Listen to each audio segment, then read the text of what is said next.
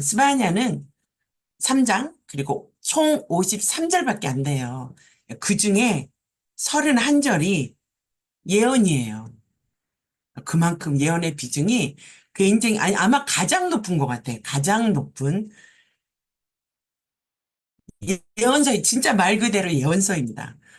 3분의 2 이상이 다 예언으로 되어 있으니까. 그래서 스바냐 시작할 때 우리말 성경은 잘 이렇게 드러나지를 않는데 영어 성경으로 보면 이렇게 돼 있어요. The word of the Lord that came to Zebaniah son of Cushi. 아, 멋지죠?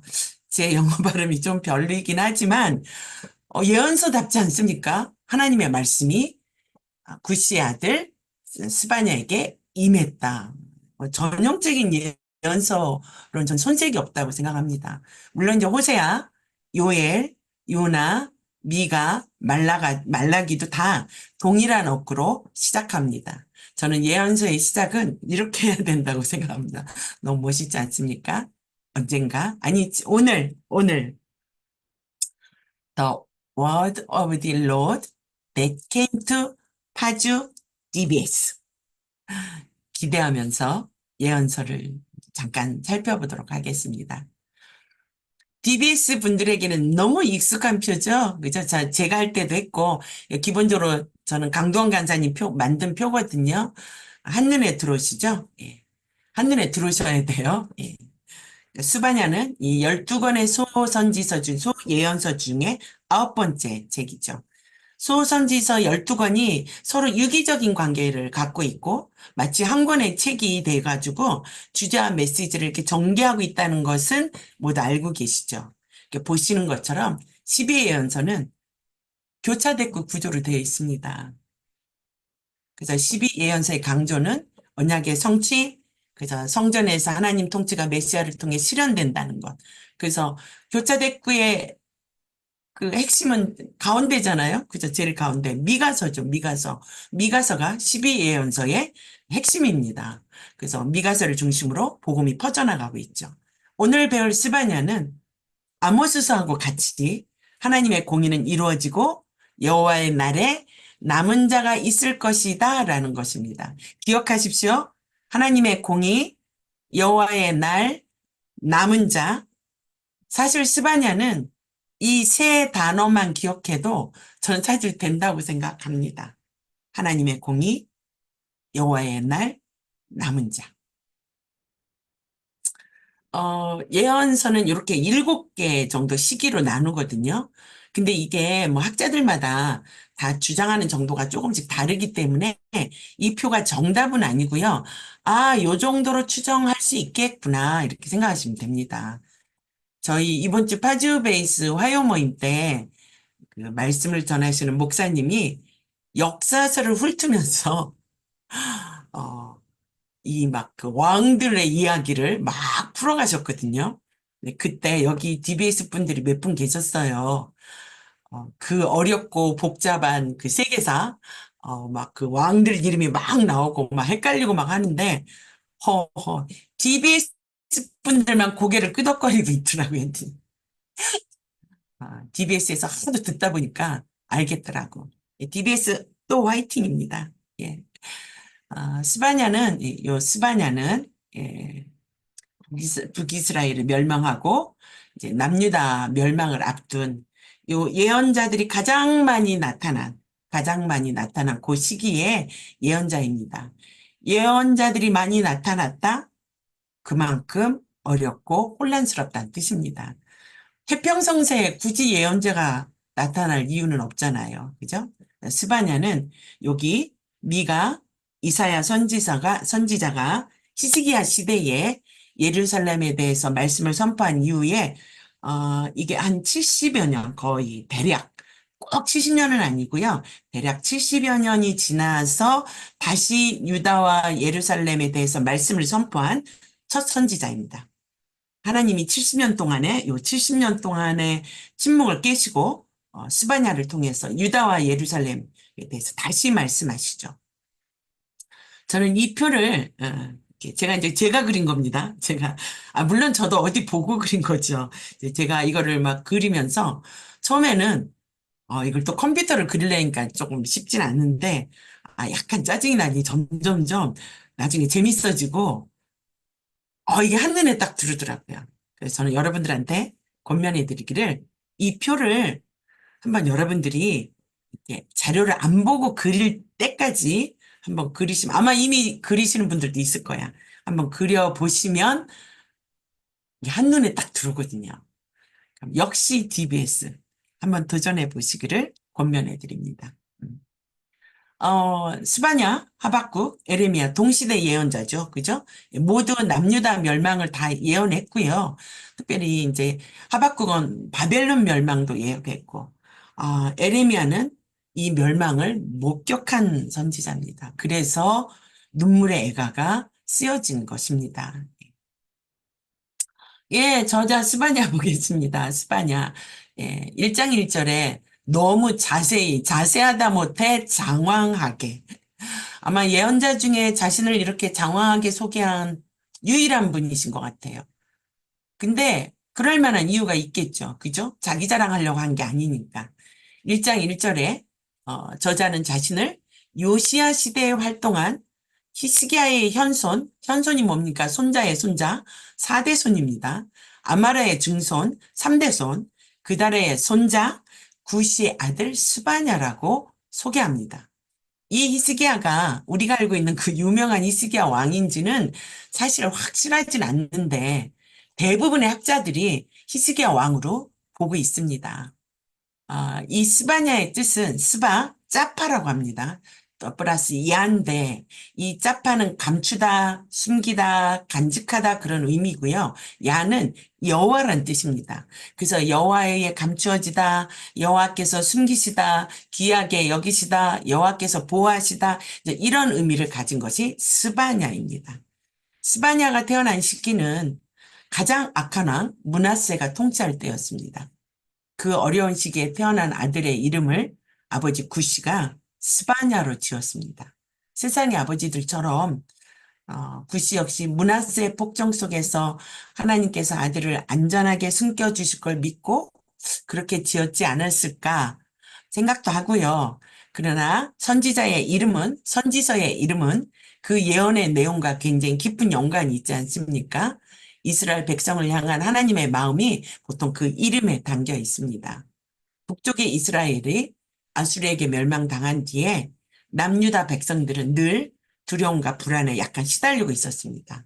설상가상 요시야 왕 이전의 두 악한 왕 조금 이따 다음 페이지에서 설명하겠습니다. 므낫세와 아몬이 정치적으로 실패했고 죄악으로 유다 왕국의 영적 분위기는 아주 최악의 그 상태였을 때 그때 스바냐를 통한 하나님의 말씀은 심판과 함께 보호하시겠다 이런 이중적 의미가 그 이름에 들어있는 것입니다.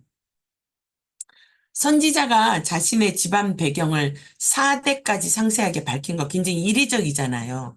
이는 아마도 4대째의 히스기야 왕이 자신의 조상이라는 것을 알리기 위한 것이 아닐까. 그러나 본문에서는 히스기야를 왕이라고 밝히지 않잖아요.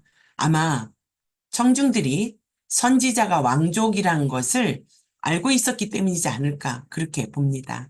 스바냐는 왕족이기 때문에 왕족이에요. 요시야와의 궁정에 대해서도 아주 자유롭게 출입했을 것 같고 국내 사정은 물론이고 국제사회에 대해서도 비교적 식견이 있었겠죠. 그죠? 그런 왕족 출신이니까 그런 자였습니다. 스바냐 당시의 정치적 상황은 여러분들이 많이 아시는 제가 이걸 할까 말까 고민할 정도로 표를 넣었다가 뺐다가 했습니다. 여러분들 다 아시는 걸 제가 반복하는 것 같아서 강동 간사가 계속 비아라이 많이 하지 말라고 그랬거든요. 다 안다. 안다. 당시 정치 상황은 이제 히스기야가 대대적인 종교개혁으로 북이스라엘 지경까지 통치 영역을 넓혔지만 죽었죠. 그래서 그 아들 므낫세가 12살의 왕이 돼서 55년간 통치했습니다. 이상하더라고요. 악한 왕들은 왜 이렇게 오래 있나 몰라요. 그래서 그는 아버지 히스기야의 그 계획을 완전히 다 뒤집어 버렸잖아요. 예, 뒤돌려 버렸죠. 되돌려 버렸죠. 그래서 아수르의 그 포로로 잡혀갔다가 다시 돌아온 후에는 회개를 하고, 좀 뭐 우상을 척결하고 하고도 했지만, 그래도 여전히 성경에서는, 가장 나쁜 왕으로 기록하고 있죠. 하나님께서는 므낫세 때문에 유다를 멸망하고 용서하지 않을 거라고 말씀하셨지 않았습니까? 그 다음 므낫세의 아들 아몬은 20세의 왕이 됐는데 2년밖에 통치하지 않았습니다. 역대하 34장 2절 22절에 제가 읽을게요. 그의 행합이 아버지 므낫세의 회개의 전과 같이 여호와 보시기에 악을 행하여서 그의 신하가 반역하여 아몬 왕을 궁중에서 죽이게 하셨다라고 기록되어 있습니다. 아, 인터넷이 조금 그죠? 예. 그래서 요시아가 8살 나이에 왕이 된 것이고요. 요시아는 16살 때 다윗의 하나님을 추구하기 시작해서 20살 때 개혁운동을 시작했고 BC 622년에 대제사장 힐기야에 의해서 율법의 사본이 발견되고 그때부터 이제 본격적으로 종교적인 부흥이 가속화됩니다. 그래서 역대하 34장 2절에 이 요시아를 향해서 여호와 보시기에 정직하게 행했고 그 조상 다윗의 길로 걸으며 좌우로 치우치지 아니하고라고 기록된 왕이죠. 그죠? 예. 그 당시의 역사적 상황은 그냥 쭈루룩 흩을게요. 많이 아신다고 생각하기 때문에. 스파니아는 바로 이 요시아 왕 통치 때 주로 활동한 선지자라고 우리가 조금 아까 봤고요. 당시 근동의 패권국이었던 아수르가 이제 신바벨론 제국이 등장하면서 그 세력이 급격히 쇠퇴해져 가던 때였습니다. 이때 요시아는 대외적으로는 자신들의 선왕들은 대부분 다 친아수르 했거든요. 근데 그거 달리 강력한 반아수르 정책을 폈습니다. 그리고 대내적으로는 종교개혁을 단행했고, 그래서 이스라엘 민족의 자주성을 회복하는데 굉장히 주력했습니다. 이러한 때에 사실 스바냐는 이 요시아가 종교개혁을 시작하기 직전이나 아니면 성공하기 전에 선포했다고 저희들이 보거든요. 그래서 이제 이스라엘 백성들의 죄악에 대해서 책망하고 열방에 대한 여호와 심판을 예언해서 요시아 왕의 그 종교개혁을 도와주려고 했던 것 같다. 그렇게 보고 있습니다. 사실 이제 마지막 성군이, 최후의 성군이잖아요. 요시아가 왕이 된 후에 영적인 개혁을 하려고 사실 애를 썼지만 이미 백성들 사이에는 아주 이 우상숭배 습관이요, 깊이 뿌리 내렸습니다. 저는 파묘를 보고 그 생각했어요. 영화 파묘를 보면서, 아, 우리 안에 저렇게 샤머니즘이 강력한가 생각한 적이 있는데, 이 요시아 왕 때 백성들의 이 우상숭배 습관은 거의 그냥 생활화되어 있는 정도. 사람들은 우상 숭배, 뭐 이교적 풍습 계속 따랐고요. 전국적으로 만연되어 있는 그런 우상 숭배와 제약이 그칠 줄 몰랐습니다. 그래서 하나님이 바벨론을 통해서 유다를 심판하려고 하셨던 거고, 그거를 이제 요시아가 선포하는 것입니다. 구조 보겠습니다. 구조는 간단합니다. 세 장인데 뭐, 그죠? 손바닥 안으로 볼 수 있을 정도로 아주 간단합니다. 두 개 정확하게 나눠집니다. 하나님의 심판, 하나님의 구원 얘기하고 싶은 겁니다. 심판과 구원을 동시에 얘기하고 싶어 합니다. 앞부분 1장부터 3장 8절까지는 여호와의 날인데 어떤 날이냐면 진노의 날에 대해서 설명합니다. 그리고 두 후반부 3장 9절에서 20절까지는 여호와의 날인데 구원의 날입니다. 진노의 날 여호와의 날에는 유다와 예루살렘에 임할 심판, 열방과 예루살렘에 임할 심판에 대해서 말하고요.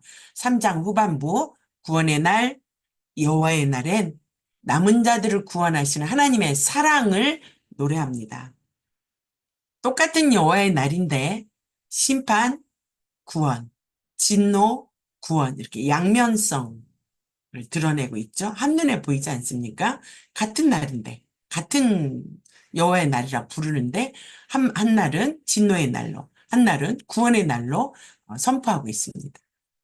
왜냐하면 하나님이 공의의 하나님이시고 사랑의 하나님이시란 거를 스바냐는 말하고 싶었던 거죠. 스바냐의 카이아진 구조 있습니다. 다른 구조로도 보시는 학자들도 많은데요. 네, 이 구조로 보는 학자들 많다고 합니다. 그래서 2장 1절에서 3절까지가 이제 그 중심이 되는 교차 대꾸로 보는 거죠. A, 온세상 심판, A 다시 온세상 회복. B, 유다의 죄, 지도자, 방백 왕자, 왕자들의 그 우상 숭배하는 것. 그리고 B 다시 똑같이 유다의 죄. C, 심판받는 유다, C 다시 심판받는 열방. 그리고 2장 1절에서 3절. 회개를 촉구하는 거죠. 공의와 겸손을 구하라. 그리하면 숨기면 얻을 것이다. 남겨진 자들을 보호하시고 세울 것이다라고 하는 이 2장 1절에서 3절 기억하시고 계속하시겠습니다. 스바냐에서 중요한 것은 아까 말씀드린 것처럼 여호와의 날이라고 말씀드렸습니다. 여호와의 날은 구약에서는 아모스서에서 처음으로 쓰였습니다. 아모스서 5장 18절에 화 있을진저 여호와의 날이여, 여호와 날을 사모하는 자여, 여호와의 날을 사모하느냐, 여호와의 날은 빛없는 어둠이냐, 이런 식으로 계속 얘기하고 있습니다.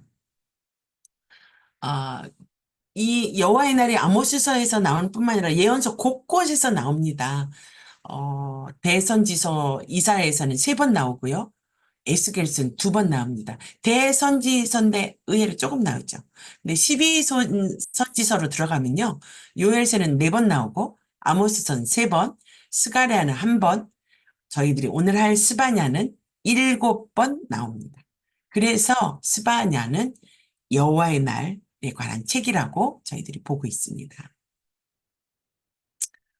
스바냐에서 여호와의 날 7번 말씀드렸습니다. 근데 여호와의 날이라는 표현 대신에 희생의 날, 분노의 날, 환난과 고통의 날, 황폐와 패망의 날, 캄캄하고 어두운 날, 구름과 흑암의 날, 1장 16절에는 견고한 성읍들을 치며 높은 망대를 치는 날, 3장 8절에는 내가 일어나 벌할 날, 이렇게 등등 굉장히 다양하게 표현하고 있습니다. 그래서 스바냐를 여호와의 날에 대한 책이다, 이렇게 저희가 인식하는 것입니다. 특히 여호와의 분노의 날이라고 4번 나옵니다. 1장 15절, 1장 18절, 2장 2절, 2장 3절. 반복은 강조이고 강조는 중요하다. 그죠? 그렇지 않습니까? 강조하고 있는 거죠. 당시 사실 유대 사람들은요, 여호와의 날을 기다리고 있었어요. 기다리고. 왜냐하면 자기들은 선민이기 때문에 그 여호와의 날에 자신들이 다 구원받을 거라고 생각하고 있었습니다. 자신들이 어떻게 살든 우상 숭배를 하고 불의를 저지르고 죄악을 하면서도 자기들은 선택된 민족이기 때문에 반드시 구원받을 거기 때문에 여호와의 날을 고대하고 있었던 자들입니다. 스바냐가 뭐라고 말합니까? 천만의 말씀 만만의 콩떡이라고, 착각이라고 말하고 있습니다. 여호와의 날은 너희가 생각하는 구원의 날이 아니라 심판의 날, 분노의 날, 희생의 날, 환난과 고통의 날이 될 거다, 이렇게 얘기하고 있습니다. 이 여호와의 날이라는 이 표현이 신약으로 오면 그 날에 그리스도의 날 이런 식으로 표현이 바뀝니다. 바울이 가장 많이 언급했고요. 바울에게는 남은 자 사상이라고 굉장히 중요한 사상입니다. 그래서 바울은 로마서 2장 5절에 진노의 날, 로마서 2장 16절에 그날, 고린도전서 1장 8절에 주 예수 그리스도의 날, 빌립보서 1장 6절에 그리스도 예수의 날, 1장 10절 그리스도의 날, 2장 16절 그리스도의 날, 디모데후서 4장 8절 그날. 신약의 그리스도의 날, 구약하고는 조금 다르죠. 구약은 그때 당시의 역사적인 사건들을 포함해서 그 여호와의 날을 이야기했는데, 신약에서의 그리스도의 날은 철저하게 예수 그리스도에게 초점을 맞춰서 예수 그리스도께서 재림해서 세상을 심판하는 날을 그 날, 그리스도의 날, 여호와의 날이라고 보죠. 그래서 그리스도의 안에 있는 사람들은 이 심판에서 면제되죠. 그러나 그리스도 안에 있지 않은 이들은 이 심판을 피할 수 없습니다. 그래서 모든 이들에게 이 심판의 날이 믿는 이들에겐 구원의 날이 되는 것이죠. 이것이 복음이지 않습니까? 이것이 우리에게 복음인 거죠. 우리 모두가 심판의 대상이었었는데 심판의 대상에서 하나님의 사랑받는 백성이 되어서 우리가 그날 예수 그리스도의 날을 고대하고 있는 거죠. 그것을 기억하시면서 스바냐 전체를 이렇게 진도를 따라가시면 됩니다. 여러분들은 하나님의 사랑받는 백성, 그리스도 예수의 날을 기다리시는 분들 아닙니까? 그것을 남은 자라고 얘기합니다. 남은 자. 스바냐에서 또 하나 중요한 단어. 남은 자, 렘넌트. 남은 자, 렘넌트. 기억하셔야 됩니다. 하나님에 대한 진실한 믿음을 가진 적은 무리의 믿음의 구루터기들을 저희가 렘넌트, 남은 자라고 이야기합니다. 2장 7절 유다 족속의 남은 자, 2장 9절 내 백성의 남은 자, 3장 13절 이스라엘의 남은 자. 반복해서 기록하면서 강조합니다. 여호와의 날이 이스라엘뿐만 아니라 모든 민족에 대한 분노와 심판의 날이지만 그 날에 꼭 의지한 남은 자들은 구원을 받을 수 있다는 거죠. 지경이 남은 자에게로 돌아가고 기업을 얻을 것이고 남은 자는 악을 행하지 않고 거짓을 말하지 아니하고 입에 거짓된 혀가 없으며 먹고 누울지라도 그들을 두렵게 할 자가 없는 사람들, 남은 자 누구입니까? 저나 여러분들도 마음속으로 저요 하고 손을 드실 수 있기를 축복합니다. 구약 곳곳에 남은 자에 대한 기록이 있습니다. 미가서 2장 12절에서 13절에선 남은 자, 렘넌트에 대해서 하나님께서 불러 모으시고 구원하시는 하나님의 백성이라고 말합니다. 미가서 5장 7절에서 8절에서는 또 남은 자에 대해서 말하면서 야곱의 남은 자, 야곱의 남은 자 이렇게 표현하고 있습니다. 이들은 비록 소수이지만 하나님의 심판 때에도 믿음으로 살아가는 사람들, 남은 자입니다. 남은 자 얘기할 때 이사야를 뺄 수가 없죠. 그죠? 이사야 역시 남은 자에 대해서 소망을 말하지 않았습니까? 이사야 10장 20절에서 23절 이스라엘의 남은 자, 야곱 족속의 피난한 자들. 10장 21절 남은 자, 곧 야곱의 남은 자. 10장 22절 남은 자만 돌아온다 이렇게 되어 있습니다. 남은 자만 돌아올 것이다. 아수르와 바벨론 침략으로 북이스라엘과 남유다가 멸망하지만 하나님은 여전히 그분을 믿고 따르는 백성들, 남은 자들을 돌아오게 할 것이라고 약속하셨음을 말하고 있습니다. 노아 홍수 때는 노아가 남은 자였죠. 소돔과 고모라 심판 때는 롯이 남은 자였죠. 모세는 이스라엘 남자 중에 남은 자였고 이스라엘이 가나안에 들어갈 때는 여호수아와 갈렙이 남은 자였죠. 아합과 이세벨에게 다수가 굴종하고 무릎 꿇었을 때 엘리야와 남은 자 7천 명은 바울에게 무릎을 꿇지도 입을 맞추지도 않았지 않았습니까? 그야말로 남은 자 렘넌트이죠. 바벨론 포로 생활에서 다니엘과 그의 친구들도 생명을 걸고 신상 숭배를 거부했고 유일신 신앙을 지켰지 않았습니까? 남은 자들이죠. 바울은 로마서 9장 27절에 또 이사야가 이스라엘에 관하여 외치되 이스라엘 자손들의 수가 비록 바다의 모래 같을지라도 누구만 남은 자만 구원을 받을 것이다 라고 인용했습니다. 로마서 11장 5절에 그런즉 이와 같이 지금도 은혜로 택하심을 따라 남은 자가 있느니라 말했습니다. 바울의 남은 자는 은혜로 택하신 사람들이고 구원받은 사람들입니다. 그들은 하나님이 미리 아신 사람들, 성령으로 거룩하게 된 사람들, 택함 받은 사람들. 다시 말하면 남은 자들은 마지막 심판 때까지 신앙을 지키는 그리스도인들 모두를 바울은 지칭합니다. 저와 여기 계신 모든 분들이 그 남은 자이죠. 남은 자여야 하죠. 그죠? 끝까지 오직 하나님만을 의지하면서 하나님께서 은혜로 구원하신 남은 자, 남은 자이기를 축복합니다. 스바냐의 기록 목적은 아까 초반에 말씀드린 것처럼 유다의 패망이 임박했음을 알리면서 그들에게 이제 회개하도록 촉구하기 위한 거죠. 그래서 하나님이 심판 가운데도 남은 자들을 구원하셔서 구원하실 것이기에 그 소수의 남은 자들에게 잘 버텨라. 하나님 앞에 끝까지 잘 그 믿음을 지켜라. 알려주기 위한 거죠.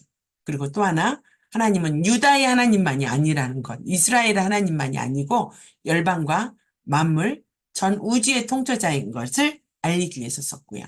또 하나, 말씀드린 대로 요시아의 종교계에게 힘을 실어주기 위해서 스바냐를 기록했다고 합니다. 스바냐의 키버스는 2장 3절입니다. 2장 3절. 여러분들 뭐 오디오 안 끼셔도 되는데 이건 함께 읽도록 하겠습니다. 시작. 여호와의 규례를 지키는 세상의 모든 겸손한 자들아. 너희는 여호와를 찾으며 공의와 겸손을 구하라. 너희가 혹시 여호와의 분노의 날에 숨김을 얻으리라. 겸손한 자들아, 찾아라, 구하라. 숨김을 얻으리라. 언제? 여호와의 날에. 분노의 날에 너희에게는 구원의 날이 될 것이다. 스바냐 2장 3절 기억하시기 바랍니다. 이제 본문으로 들어가도록 하겠습니다. 본문 집바니암 이렇게 읽더라고요. 예. 1장 1절 표지 아까 봤습니다. 스바냐에게 임한 여호와의 말씀을 선포하면서 스바냐 저자에 대해서 소개하죠. 왕족 금수저예요. 또 누가 있습니까? 이사야 있습니다. 이사야하고 스바냐가 왕족 출신 금수저 중에 금수저 선지자들입니다. 스바냐의 할아버지들은 모두 여호와의 이름 보세요. 이름 여호와의 단축형인 야가 들어있습니다. 야, 히스기야, 아마랴, 그다랴. 야가 여호와라는 뜻이라고 말씀드렸습니다. 그런데 아버지는 구시이다. 구시. 쿠시는 쿠스. 즉, 애굽하고 이렇게 연관되어 보이지 않습니까? 그래서 부정적인 이미지를 줄 수 있기 때문에 그렇지 않다. 그래서 가문으로 훌륭한 혈통을 가졌다고 주장하기 위해서 히스기야까지 4대까지 언급했다고 하는 그런 주장도 있습니다. 예. 왕은 히스기야, 므낫세, 아몬, 요시야입니다. 요거를 족보로 보면 이렇게 되어 있습니다. 아까 지금 말씀드린 대로 스바냐 조상 4대로 올라가서 히스기야 현송, 그죠? 히스기야가 유대왕 히스기야인지는 정확하지 않다고 말씀드렸습니다. 그러나 대부분의 학자들이 그냥 그렇게 보고 있기 때문에 저희도 그렇게 봐도 저는 괜찮다고 생각합니다. 그래서 히스기야 왕, 아마랴, 그다랴, 구시, 스바냐로 이어지는 족보를 갖고 있고요. 왕은 히스기야 왕, 므낫세, 아몬, 요시야로 이어지고 있습니다. 그래서 스바냐는 요시야 왕하고 7촌 정도. 그래서 그 당시에서는 굉장히 가까운 사이라고 합니다. 굉장히 가까운 사이로. 예. 본문 스바냐 1장 2절에서 3절까지는 자연에 대한 선포, 창세기의 창조 이미지를 뒤집은 말입니다. 그것으로 예언을 시작합니다. 굉장히 좀 뭐라 해야 예언이 거칠다고 해야 되나요? 과격하게 시작합니다. 그래서 여호와께서 이르시되 내가 땅 위에서 모든 것을 진멸하리라. 3절 내가 사람과 짐승을 진멸하고 공중의 새와 바다의 고기와 거치게 하는 것과 악인들을 아울러 진멸할 것이라. 창세기를 거꾸로 한 것 같지 않습니까? 그래서 인간이든 짐승이든 모든 것을 진멸하겠다. 하늘의 새도 바다의 물고기도 동일한 재앙을 내리겠다. 땅에서 사람의 씨를 말리겠다 이렇게 말씀하십니다. 이렇게 모든 것을 진멸하겠다는 말씀으로 시작하는 책은 스바냐밖에 없습니다. 그만큼 이제 선지자의 메시지가 충격적이고 더군다나 왕족 출신의 선지자가 이렇게 예언하는 거는 아마 당시 사람들에게는 큰 충격이었을 것입니다. 그래서 요시아의 그 종교개혁에 힘이 되었을 것으로 봅니다. 그리고 진멸의 순서가 아, 그 6일에 창조한 사람, 그리고 5일 사람과 짐승을 진멸하고 5일에 창조한 공중의 새와 바다의 고기를 진멸하고 창조의 역순환입니까? 거꾸로 그죠? 그래서 피조물의 심판과 멸망에서 강조되는 것이 사람입니다. 사람. 모든 자가 진멸의 대상이기 때문에 모든 자가 하나님 보시기에 악인이라는 것. 세상 심판의 책임이 사람에게 있다는 것을 나타내고 있죠. 거치게 하는 것들, 악인들, 아마도 우상일 것입니다. 그죠? 인간의 타락으로 뻔하게 창조된 피조물을 악하게 사용한, 그래서 그것을 진멸하겠다. 이렇게 이야기하고 있습니다. 아주 세게, 시작부터 세게 선포되고 있죠. 1장 4절에서 5절, 6절은 유다와 예루살렘에 대한 심판 내용입니다. 진멸에 이어서 여기는 멸절이라고 번역을 했더라고요. 약간 단어들이 다르게 해서. 그래서 멸절이란 단어를 여기도 역시 세 번 반복하지 않습니까? 멸절, 멸절, 멸절하리라. 강조이고 반드시 하겠다는 거죠. 그죠? 그래서 멸절의 대상을 6가지로 얘기합니다. 그죠? 바알, 그마림이라고 하는 이름과 그 제사장들, 세 번째, 지붕에서 하늘에 무별하게 경배하는 자들, 네 번째, 경배하면서 여호와께 맹세하고 또 동시에 말감을 가리켜 맹세하는 자들. 다섯 번째, 여호와를 배반하고 따르지 아니한 자들. 여섯 번째, 여호와를 찾지도 않고 구하지도 않는 자들을 어떻게 해요?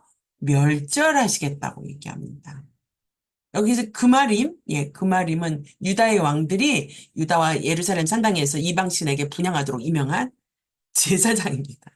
바울의 제사장, 바알의 제사장입니다. 후에 요시아가 이들을 모두 제거했죠. 말감입니다. 밀곰, 또 몰렉, 암몬의 신이죠.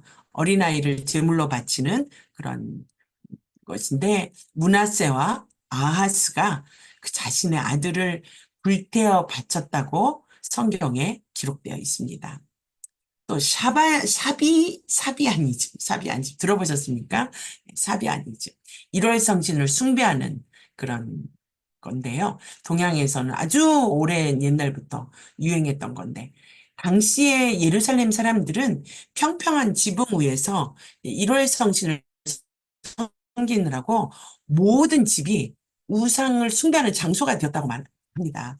그래서 모세가 이에 대해서 신명기 4장 19절 경고했습니다. 또 그리하여 네가 하늘을 향하여 눈을 들어 해와 달과 별들 하늘 위의 모든 천체 이것들이 뭡니까? 곧 너희 하나님 여호와께서 천하 만민을 위하여 배정하신 것을 보고 미혹하여 그것에 경배하며 섬기지 마라. 그렇게 돼 있죠. 혹시 아직도 보름달 보고 비시는 분은 없으시죠? 우리 없죠. 하나님은 예루살렘에서 이렇게 1월 성신을 숭배하는 자들을 모두 제거하실 거라고 말씀하십니다. 멸절하시겠다고. 1장 7절, 8절은 유다에 임할 재앙에 대해서 아주 구체적으로 이야기합니다. 구체적으로 주 여호와 앞에서 잠잠할지어다. 잠잠할지어다. 왜요? 여호와 앞에서 잠잠하라. 왜요? 예루살렘과 이 유다 거민들이 이렇게 잠잠할 수밖에 없는 것은 그들 앞에 상상할 수도 없는 만큼의 분노와 파괴가 시행될 여호와의 날이 다가왔기 때문에 너희들은 잠잠하라. 감히 도전할 수도 없는 하나님 심판에 대한 두려움의 침묵을 가져라 이렇게 얘기하는 거죠. 1장 7 계속해서 여호와가 희생을 준비하고 그 청할 자를 구별하였습니다. 누구입니까? 갈대아인들이죠. 그죠? 예, 심판할 갈대아인입니다. 1장 8절 여호와의 희생의 날에 내가 방백들과 왕자들과 이방인의 옷을 입은 자들을 벌할 것이다. 이렇게 되어 있습니다. 여기서 이 방백들은 유다 거민들 중에 그 지도자들인데 실제 이 사람들은 히스기야 왕이 개혁을 행할 때 대적했던 자들입니다. 그리고 왕자들이 이방의 의복을 입은 자들 같이 이야기했는데 이 이방의 의복을 입었다는 것을 그 영어 성경에 클레드라고 되어 있습니다. 클레드. 저도 이 단어는 처음 듣는 그 이 뜻이 dressed up이란 뜻으로요. 뒤덮는다는 뜻입니다. 단순히 옷을 입는다는 뜻이 아니라 이렇게 그, 그 이방인의 옷이 그러니까 이제 문화를 상징해서 이방인의 문화로 이렇게 뒤덮여졌다 약간 이런 뜻입니다. 그래서 이방인의 옷을 이제 입었다 이 뜻은 뭐냐면 이방의 의복과 함께 이방의 관습과 예배, 특별히 우상 숭배가 들어온 그 현상을 이야기하는 것입니다. 그런 자들을 어떻게 해요? 벌하겠다고 말씀하십니다. 계속해서 9장, 9절, 예, 문턱을 뛰어넘어서 강포와 게을로 자기 주인의 집에 채운 자들을 내가 벌하겠다. 이렇게 되어 있습니다. 어, 느부갓 그 9절은 폭력과 사기로 연약한 백성들을 약탈한 그런 부자들을 이렇게 대해서 선포하는 거죠. 그들은 가난한 자들의 문지방을 뛰어넘었고 온갖 폭력과 속임수로 가난하고 연약한 자들의 소유를 약탈했습니다.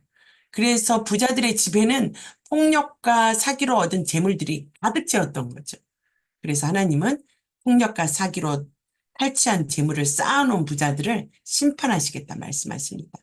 10절 나 여호와가 말하노라 그날에 어문에서는 부르짖는 소리가 제2구역에서는 울음소리가 작은 산들에서는 무너지는 소리가 일어나리라.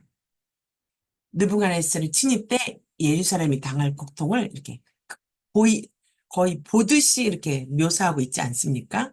바벨론 군사들이 그들을 치게 될 날이 올 것인데 그때 성읍의 구석구석을 영향받을 것이다. 성읍 북편에서는 어문에서 우는 소리가 나게 될 것이다.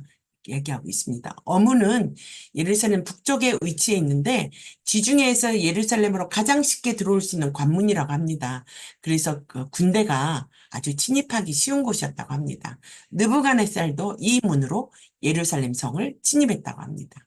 어문이란 이름은 이곳에서 갈릴리 호수와 요단강에서 잡아온 고기를 파는 어시장이 있기 때문에 붙여진 이름인데 오늘날에는 다메섹문이라고 부른다고 합니다. 제2구역, 제2구역, 제2구역은 예루살렘 서쪽 언덕에 위치해 있는데 성전이 내려다 보이는 언덕이라고 합니다. 그래서 주로 지금도 부자들은 좀 높은 곳에 살죠. 그죠? 그래서 성전을 내려다 보이는 곳인데 부유한 상류층이 살았던 것으로 알려져 있고요.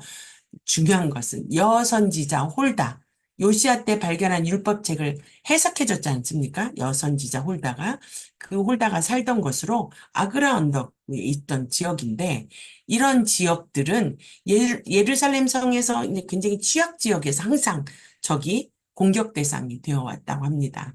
그런데 하나님이 바벨론을 들어서 유다를 심판하는 날에 이 어문을 치고 제2구역을 치고 그래서 바벨론 군대가 어문을 통해서 진입해서 이 구역을 지나서 높은 성읍 마을까지 진격하는 과정을 그림 보듯이 그리고 있습니다. 11절 스바냐는 막데스에 사는 백성들에게 슬피 울라고 외칩니다. 막데스로 번역된 말은 원래 반죽을 의미하는 말인데요.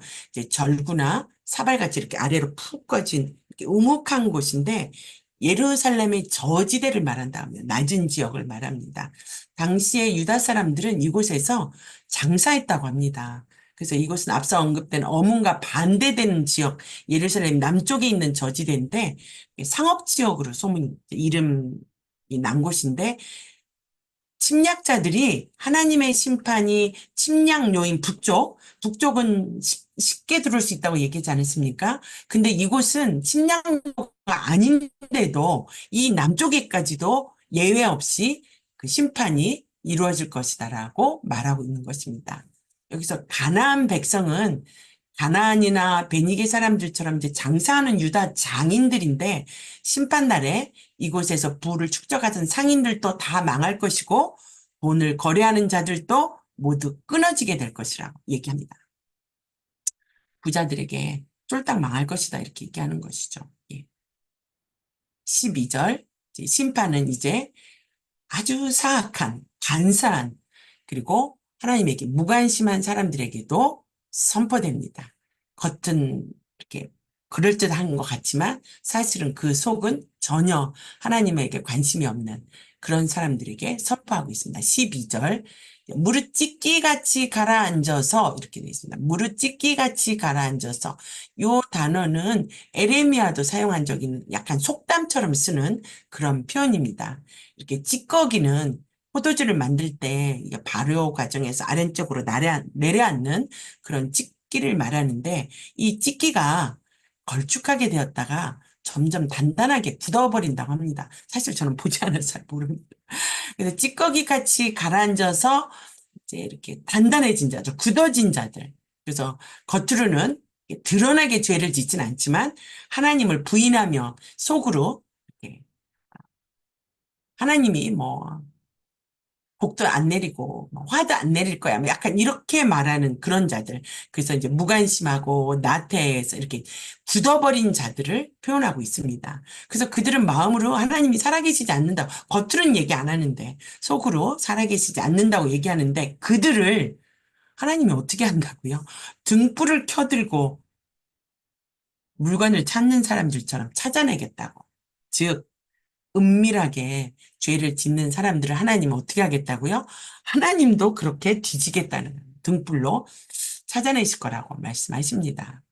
13절 그들의 재물이 노략되고 그들의 집은 황무할 것이다. 황폐될 것이다. 포도주를 마시지 못할 것이다. 하나님에 대해서 무관심과 타성에 적었던 찢기 같은 사람들 재산을 빼앗기고 그들의 삶집은 무너지고 그들은 집을 지어도 그 집에서 살지 못하고 포도원을 가꿔도 포도주를 마시지 못하게 될 거라고.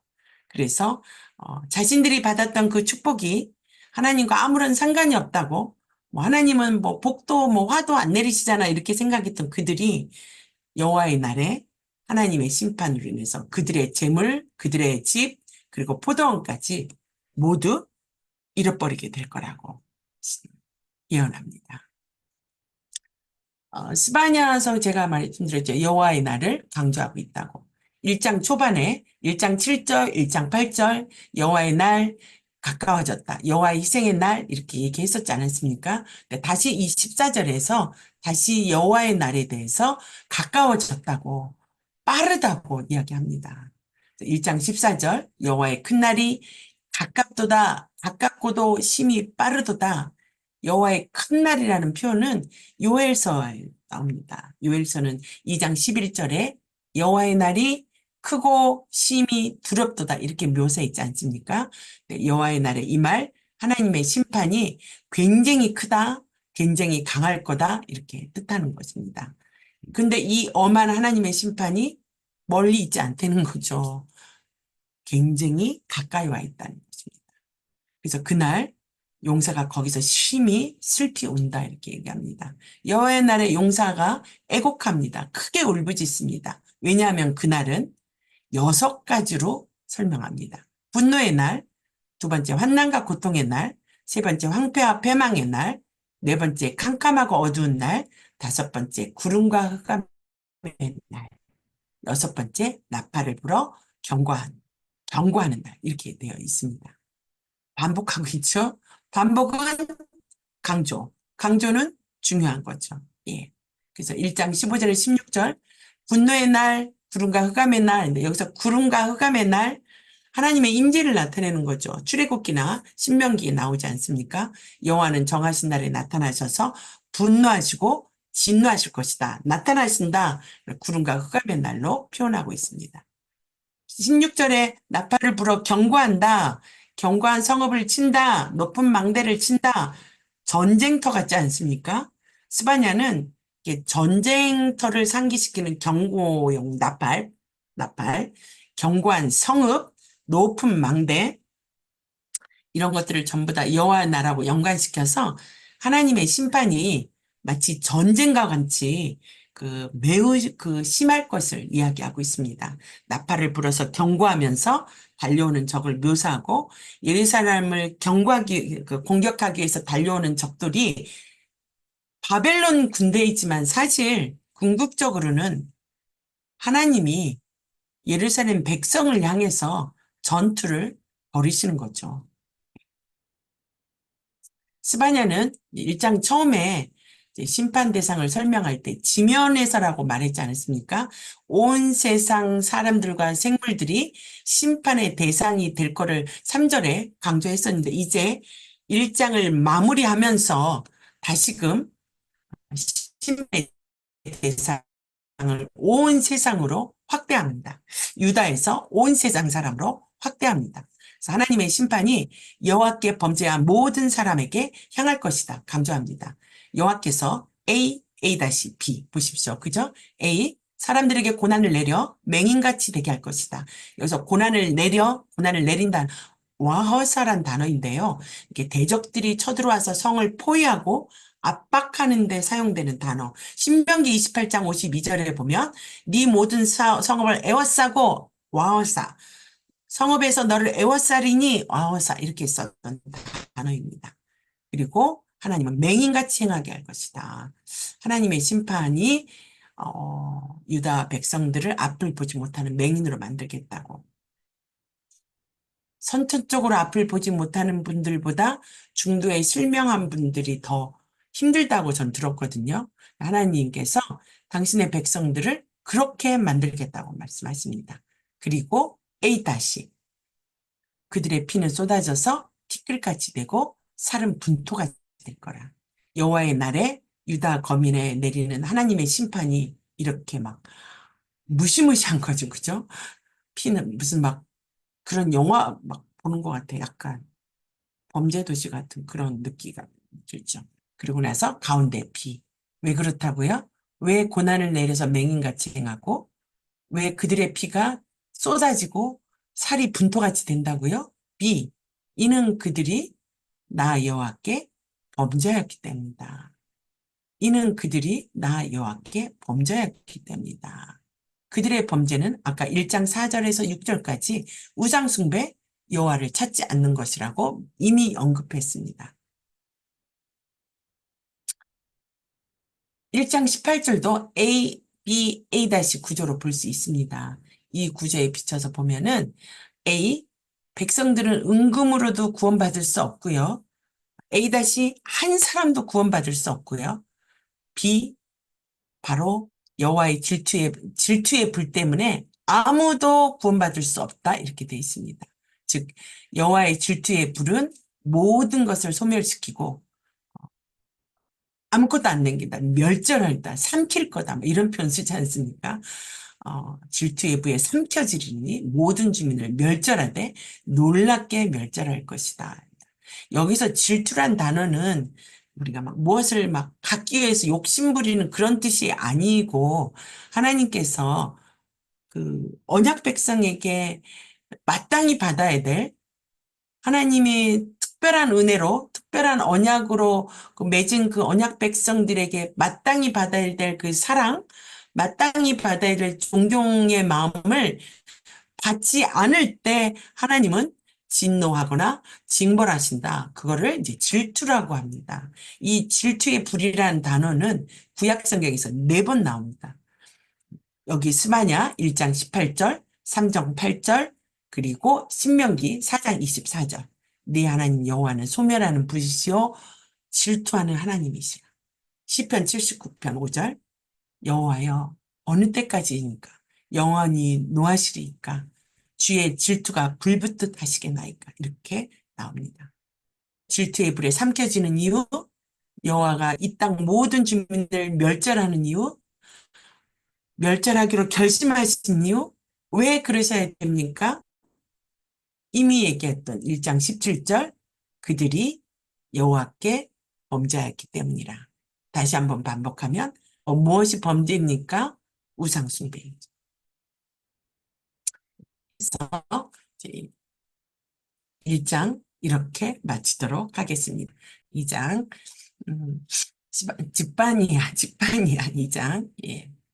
아까 앞에서 얘기했던 카야진 구조, 스바냐의 카야진 구조 보면 2장이 키버스예요, 2장이. 우리가 좋아하는 저 뒤에 3장 10절이 아니라 2장 1절에서 3절이죠. 그래서 카야진 구조를 이렇게 보면은 아하, 하나님이 온 세상을 심판하시고 회복하시고 유다의 죄를 물으시고 지도자들을 불의를 물으시고 심판받는 유다, 심판받는 열방, 그리고 공의와 겸손을 구하라. 그러면 숨김을 얻을지 모른다. 회개를 촉구하고 있죠. 회개를 촉구하고 있습니다. 그래서 스바냐 1장에서 모든 심판이 다 선언됐지만 그 메시지가 끝난 게 아니라 심판을 선포하실 뿐만 아니라 유다 백성들이 그 심판을 벗어날 방법에 대해서도 가르쳐 주고 있는 것이죠. 그래서 유다 백성들이 심판에서 벗어나는 방법은 뭐라고요? 회개하고 돌이키는 것. 그래서 이제 이 스바냐 2장은 사실 회개를 요청하는 간절한 부르짖음으로 시작하기 때문에 2장 1절에서 3절은 그 일정하고 이렇게 연결해서 읽는 것이 더 낫습니다. 예. 그래서 모일지어다, 모일지어다. 동일한 동사를 반복. 반복은 강조. 강조는 중요한 것. 그죠? 왜냐하면 이제 그들에게 임할 심판의 날이 얼마 남지 않았기 때문에 그들이 심판이 임하기 전에 회개할 기회가 지나가기 전에 함께 모여서 신속하게 회개해야만 하기 때문에 진노의 날은 강한 바람에 날려가는 겨처럼 신속하게 지나가 버리고 말기 때문에 명령이 시행되기 전에 주님의 진노의 날이 이르기 전에 여호와의 분노의 날이 너에게 이르기 전에 세 개가 다 같은 말이죠. 스바냐는 거듭거듭 다른 표현을 사용해서 심판이 임하는 여호와의 분노의 날에 대해서 설명하고 있습니다. 그만큼 시급하고 정말로 오기 때문에 그런 거죠. 2장 3절 스바냐의 키버스입니다.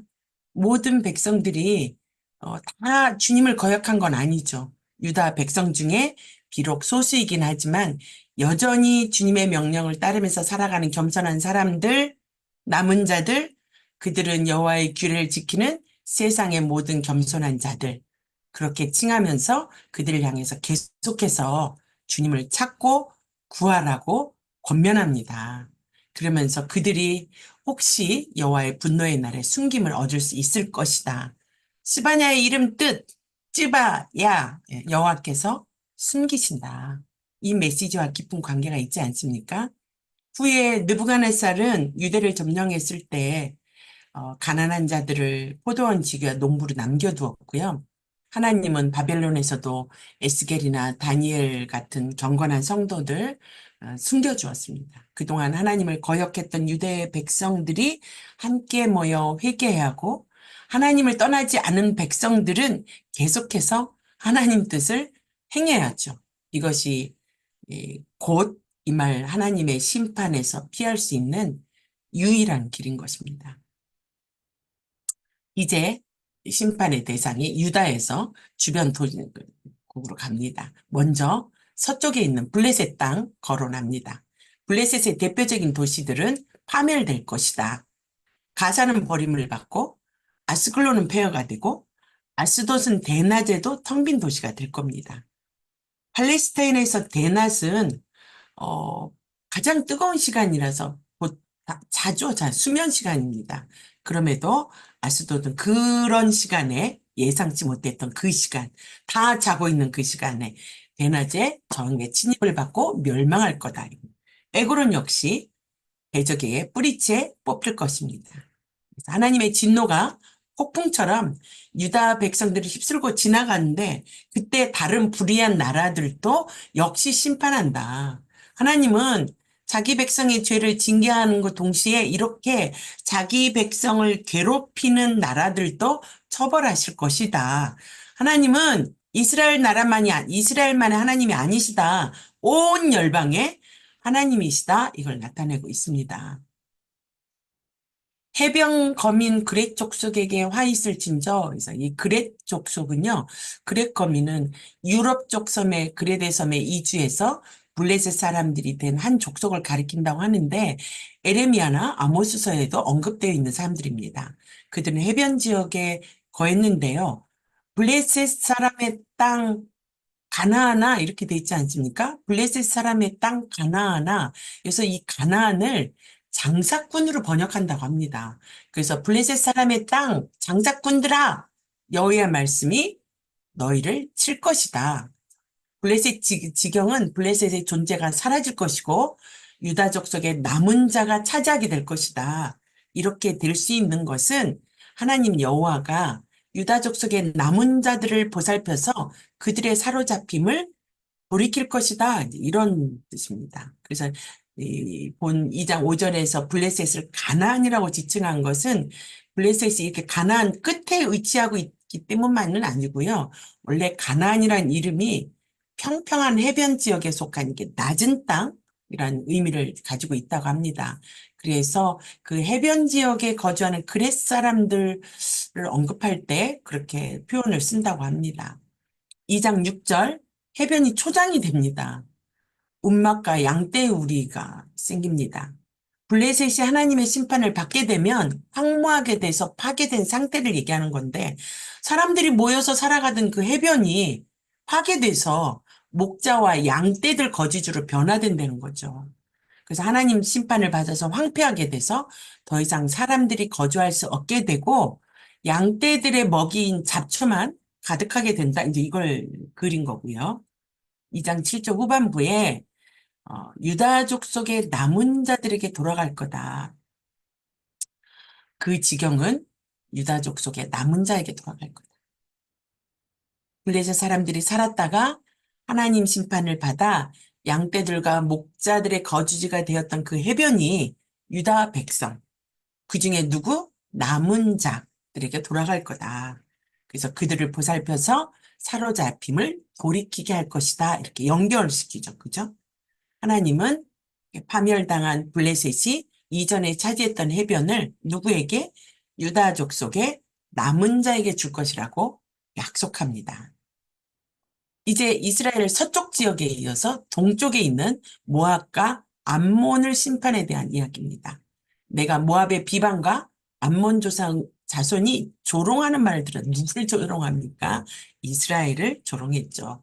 이런 모압의 비방, 암몬 자손의 조롱은 유다를 괴롭힌 특별한 사건이라기보다는 이 사람들은 지속적으로 유다를 침략하고 괴롭힌 그 전 역사가 있지 않습니까? 모압과 암몬은 이스라엘이 출애굽해서 가나안을 향해 가는 과정에서부터 이스라엘을 괴롭혔고, 그래서 이스라엘은 계속해서 모압과 암몬과 계속 전쟁을 치러야 됐고요. 그래서 이 모압과 암몬은 이스라엘이 어려움을 당하거나 약해질 때마다 어김없이 이스라엘을 대적하고 비방하고 조롱했습니다. 그걸 하나님 들으셨다는 거죠. 그래서 하나님이 9절에 만군의 여호와 이스라엘 하나님이 말하노라 내가 나의 삶을 두고 맹세한다 했습니다.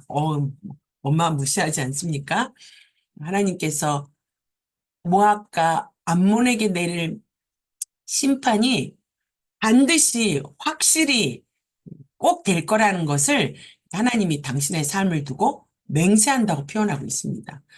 여호와보다 위에 있는 존재가 아무것도 없기 때문에 하나님 자신의 삶을 두고 맹세할 수밖에 없죠. 그죠? 그러면서 이 뜻은 모압과 암몬에 대한 심판은 반드시 실현된다. 이거를 표현한다고 봅니다. 그래서 모압은 소돔 같고 암몬 자손은 고모라 갈 것. 모압과 암몬을 소돔과 고모라에 비유하는 건 너무 자연스럽지 않습니까?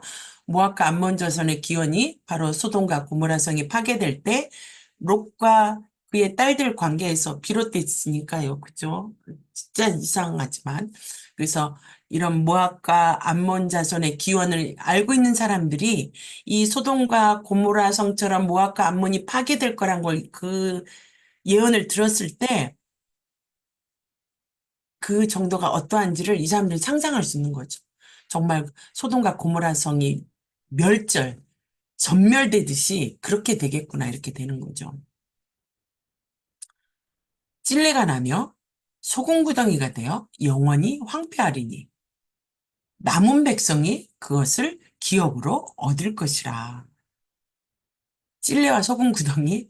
더 이상 예, 모압과 암몬이 그 하나님 심판을 받아서 이렇게 완전히 황폐해진 상태는 찔레와 소금 구덩이. 더 이상 땅에서 솟아이 날 수 없는 상태. 그래서 그 땅을 그들의 소유를 살아남은 유다의 남은 자들이 소유한다.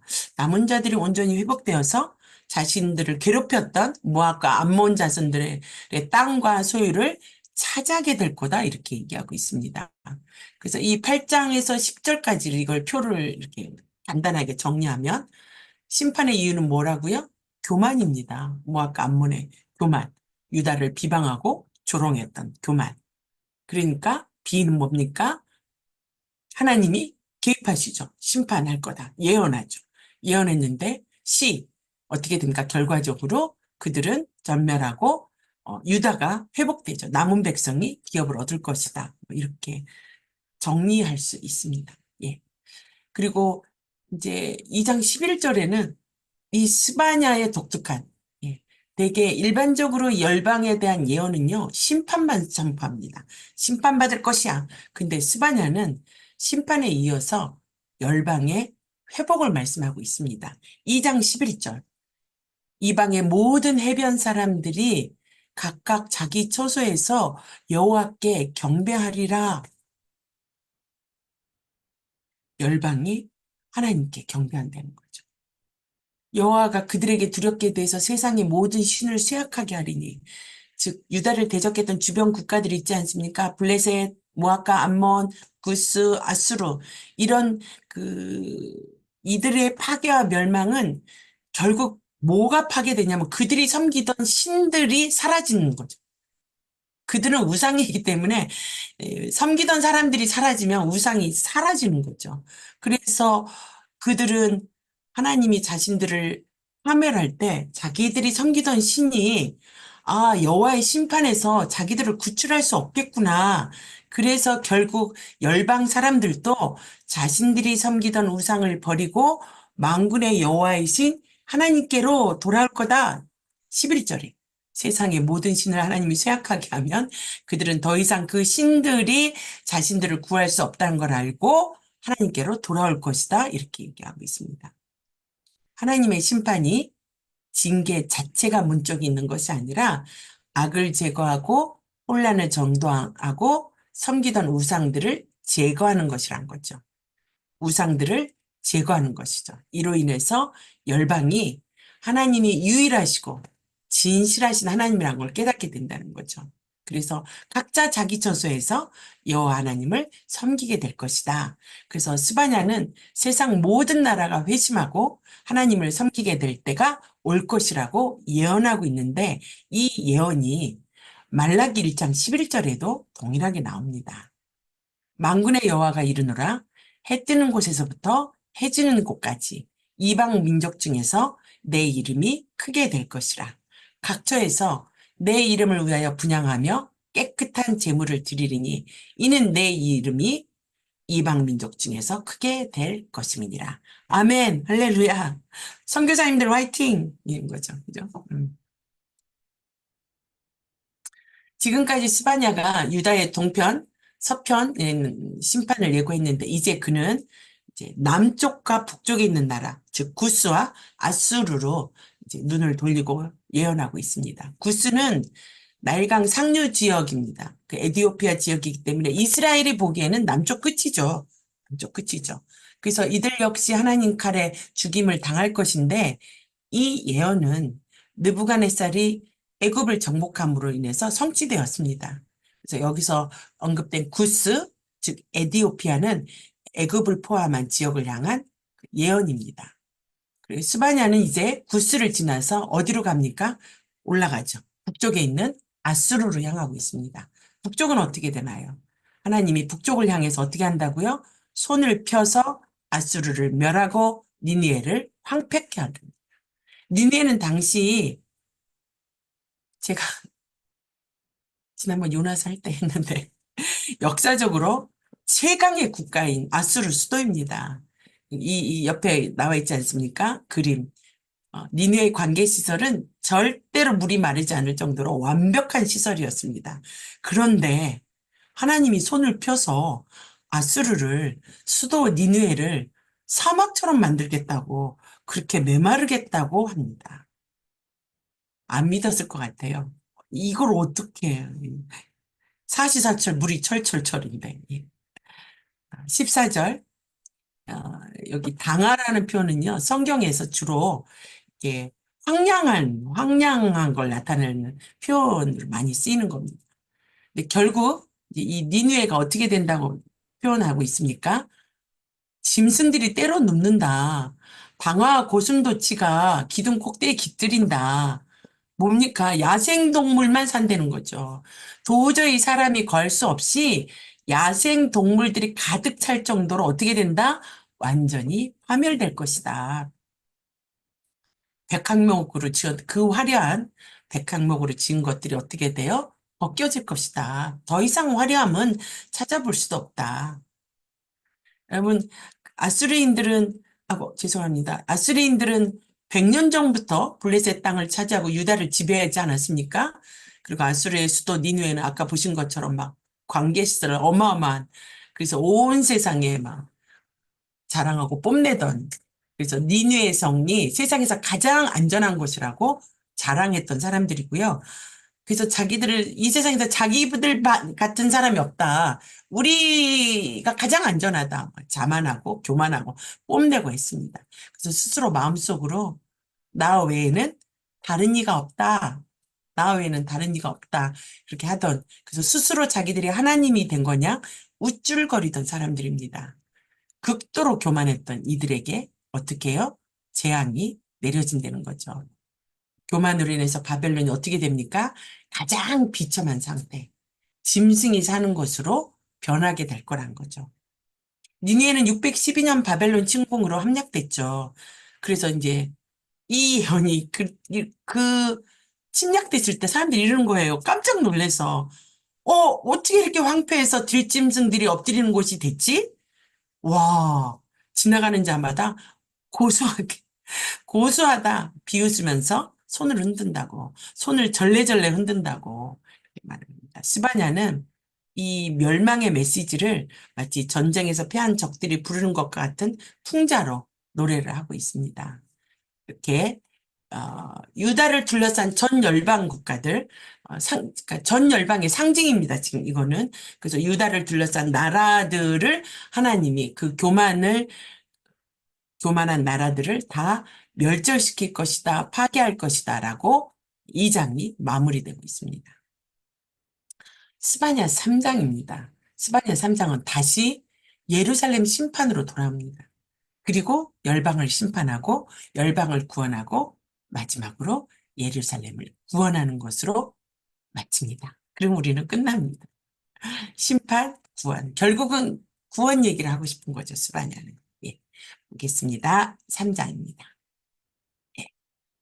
스바냐 2장에서 여러 나라들에 대해서 이제 멸망을 선포했던 스바냐가 이제 다시 예루살렘을 향해서 메시지를 정하는데, 왜냐하면 유다의 죄가 열방의 죄악보다 더 심각하다는 거죠, 지금. 그래서 열방의 죄악, 그러니까 열방 다음에 이제 다시 예루살렘 다시 돌아옵니다.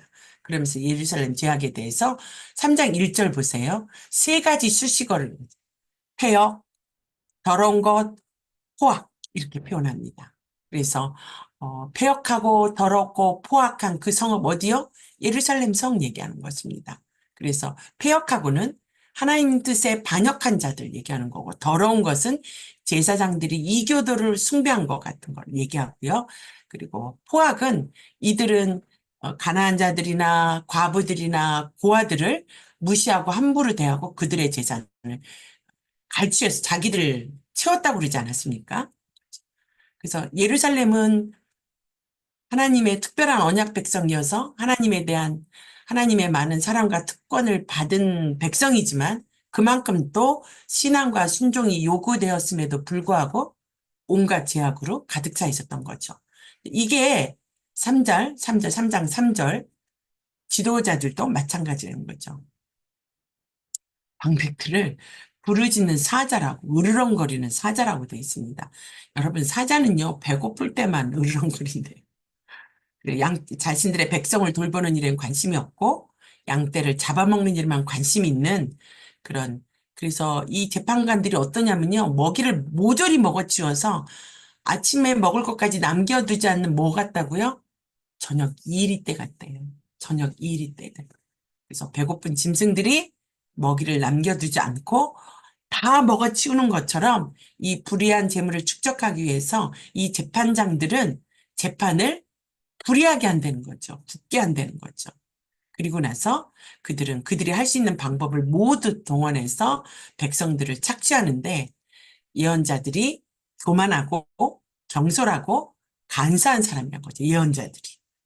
그리고 백성을 대표하는 그런 제사장들은 어떻게 해요? 하나님과 신실하지 못하고 오히려 하나님부터 멀어지게 한다는 거죠. 성서를 더럽히고 율법을 범하죠. 대단한 그 문제인 거지, 이 사람들도. 그래서 이 제사장, 선지자, 방백들이 하나님의 율법의 의미와 의도를 왜곡시켜 가르쳐서 그 백성들로 하여금 율법을 범하게 만들었기 때문에 이스라엘의 이 백성들뿐만 아니라 지도자들에 대해서 하나님이 강하게 경고하고 있는 것입니다. 그 경고를 보도록 하겠습니다. 하나님의 징계와 경고입니다. 근데 참 특이하게 예루살렘의 그 죄악과 그 부패에 대해서 하나님이 실컷 얘기하고 나시다가 갑자기 그 가운데 계시는 여호와라고 표현했습니다. 더럽고 포악하고 그런 예루살렘이라고 분명 지적하셨는데 하나님이 그 가운데 계신다고 표현하십니다. 의로우신 하나님이 그 가운데 계신다고 말씀하십니다. 그래서 의로우신 하나님이 거기 계시기 때문에 동시에 예루살렘의 죄를 결코 용납할 수 없다. 이제 이렇게 표현하는 거죠. 그래서 아침마다 빠짐없이 하나님의 공의를 비추신다. 애가하고 비슷하지 않습니까? 아침마다 인자와 긍휼이 무궁하셔서 새롭기 때문에 주의 성실함이 크시도다라고 노래했던 에레미야 애가 3장 22절, 23절과 같이 하나님은 불의와 죄악과 부패 속에 있는 그들 가운데 계시지만 하나님 너무나 의로우시기 때문에 그 불의를 봐줄 수가 없는 거죠. 그 불의한 자들을 봐줄 수가 없는 거죠. 그러면서 계속해서 3장 6절 하나님은 이스라엘의 열방의 심판을 보고 하나님께 돌아가기를 원하셔서 이제 열방들을 막 심판한 건데 망대를 부시고 길거리 지나가는 자들을 없애고 거리를 텅텅 비게 하셨는데 그래서 성읍들이 폐허가 되고 거민들이 다 사라졌는데 그럼에도 유다는 가장 가까운 북이스라엘이 멸망하는 걸 보고도 회개하지 않았죠. 그래서 7절에 뭐라고 하냐면 하나님은 유대 백성들에게 하나님을 두려워해라. 경외해라. 그리고 하나님이 가르쳐 주신 율법대로 교훈을 받아라. 그렇게 행하라. 그렇게만 하면 내가 원래 너희들을 형벌을 내리기로 처벌하기로 작정했었지만 적어도 너희들이 거할 곳은 없애지 않겠다. 이렇게 약속하시죠. 그런데도 그들이 이런 하나님의 권고를 거역하고 새벽부터 일어나서 못된 짓만 골라서 하고 다닌다는 거죠. 부지런히. 왜 죄 짓는 사람들은 부지런한.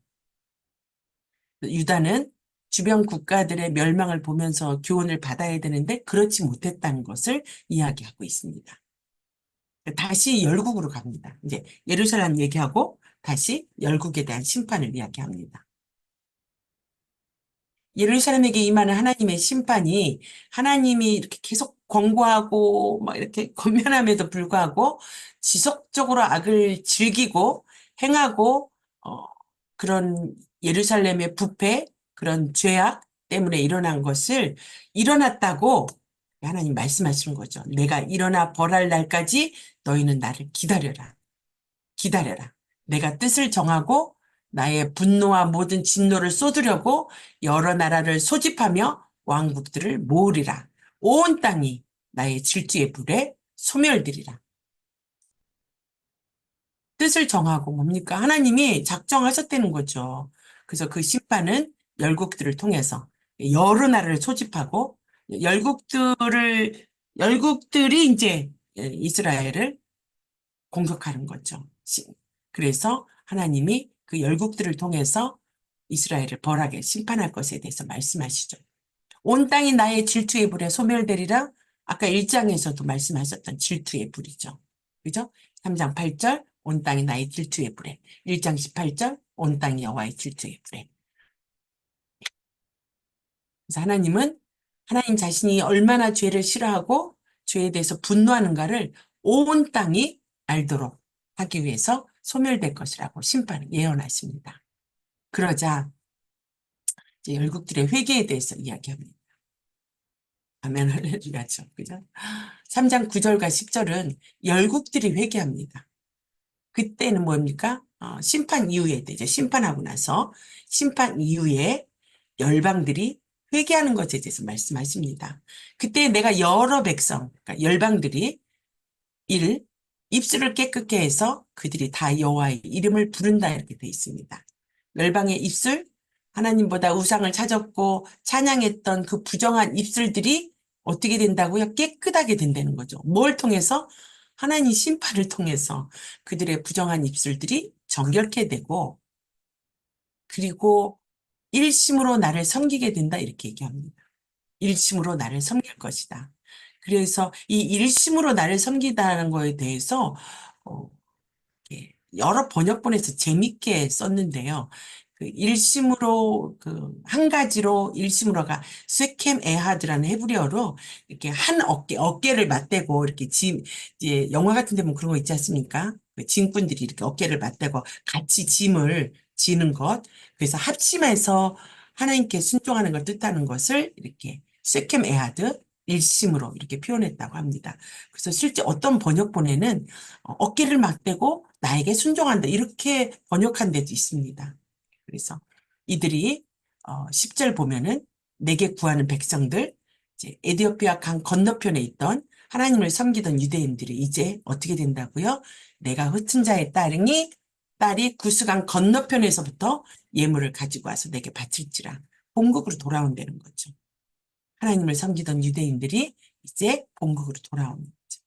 그들이 누굽니까? 하나님이 흩으셨던 자들이지 않습니까? 열국으로 흩어진 자들이 그날이 되면 각 나라에서 하나님께 드릴 예물을 가지고 돌아오게 하신다는 겁니다. 내게 구하는 백성들, 내게 흩은 자 있다. 같은 얘기죠. 그죠? 동격으로. 누굽니까? 아까 제가 초반에 막 강조했던 유대인 중에 남은 자들이죠. 남은 자들이 돌아올 것이다. 구스에서 돌아올 것이다. 그렇죠? 그냥 돌아오는 것도 아니고 어떻게 해요? 예물을 가지고 돌아올 것이다. 얘기합니다. 예.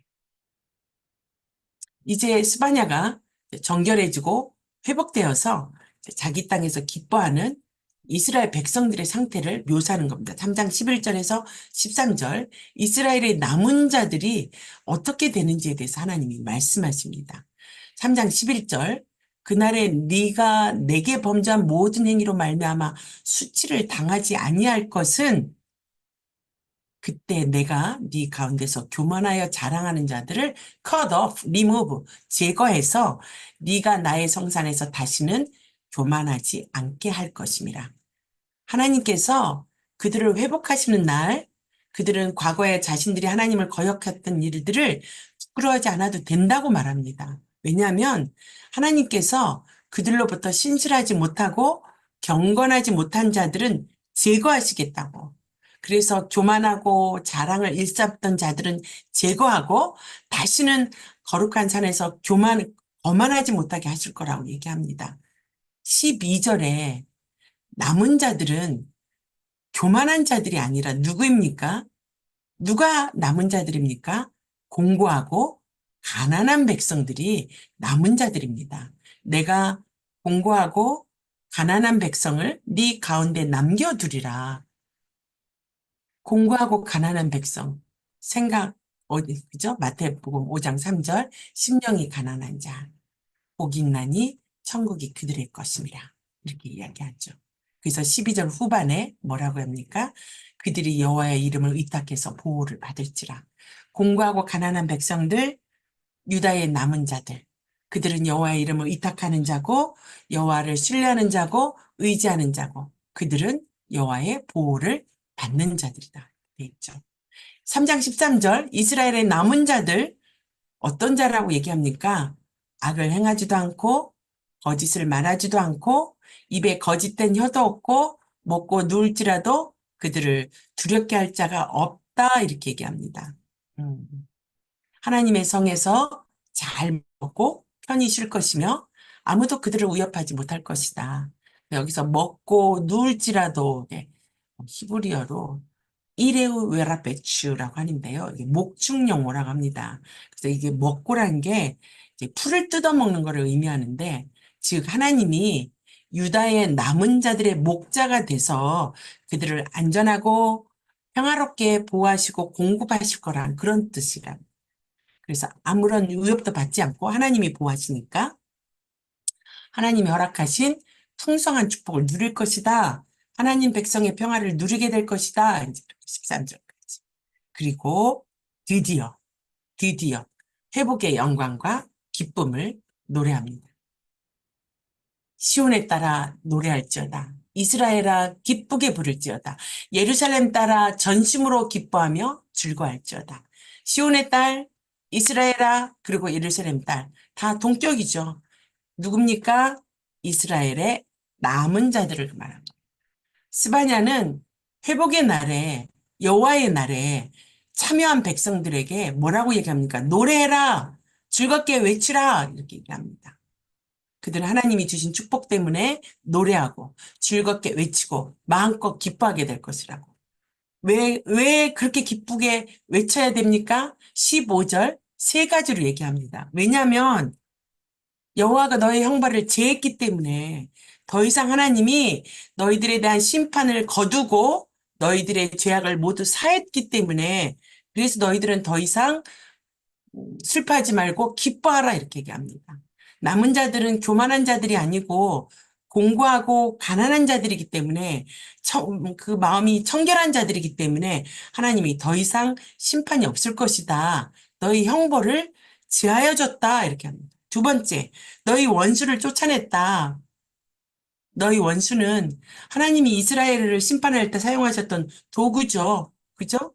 그런데 그 남은 자들에게는 범죄와 형벌이 사라졌기 때문에 더 이상 그 원수들, 심판의 도구였던 원수들, 교만한 이방 열국들이 더 이상은 필요하지 않다. 내가 다 쫓아냈다. 이렇게 얘기하는 거죠.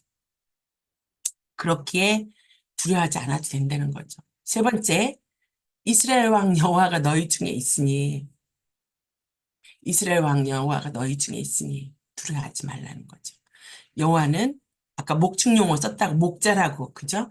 남은 자들의 왕으로서 보호자가 됐기 때문에 너희는 더 이상 두려워하지 마라. 그러면서 16절 뭐라고 하겠습니까? 그날의 사람이 예루살렘에 이르기를 두려워하지 말라. 시온아 내 손을 늘어뜨리지 말라. 이렇게 얘기합니다. 시온아 두려워하지 말라. 힘없이 팔을 늘어뜨리지 말라. 이 말을 공동 번역에서는요. 기운을 내라 이렇게 번역했습니다. 기운을 내라. 그 영어 성경에 보면요. 리빙 바이블에서는요. cheer up, 힘내, 기죽지 마 이렇게 되어 있습니다. 스바냐는 요시야 왕과 그 남은 백성들을 향해서 남은 자들을 향해서 너희들 기운을 내라고 이렇게 외치고 있는 겁니다.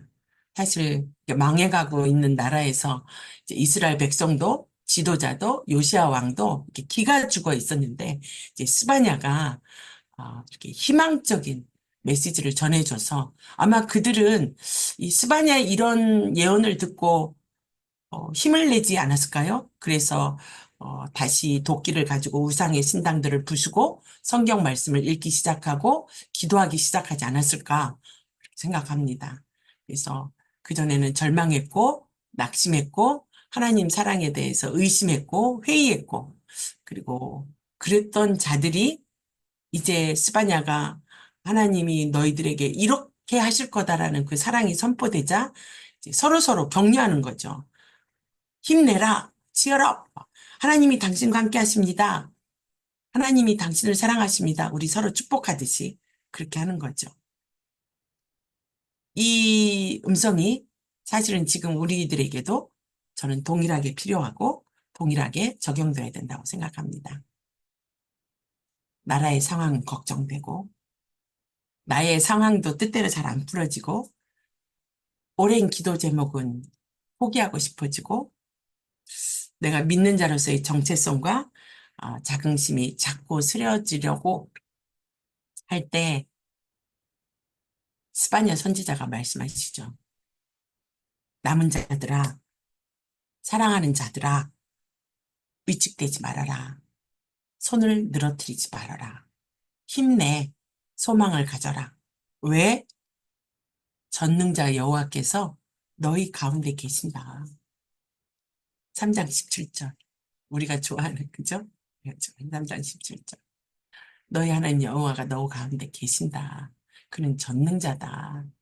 그러니까, 그리고 그분이 너로 인해서 기뻐하고, 너를 너무 사랑하고, 너를 보고 노래하신다. 막 이렇게 얘기하는 거죠. 우리가 좋아하는 3장 17절 아닙니까?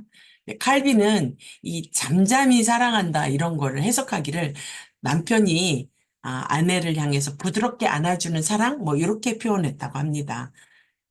왜 그러냐면 에레미야 3장 14절, 호세아 2장 16절에 보면은 나는 내 남편 이렇게 유다 백성들에게 하나님 말씀하셨잖아요. 그래서 요 표현은 마치 남편이 아내를 예, 부드럽게 안아주는 그런 거를 표현한 거다 이렇게 얘기합니다.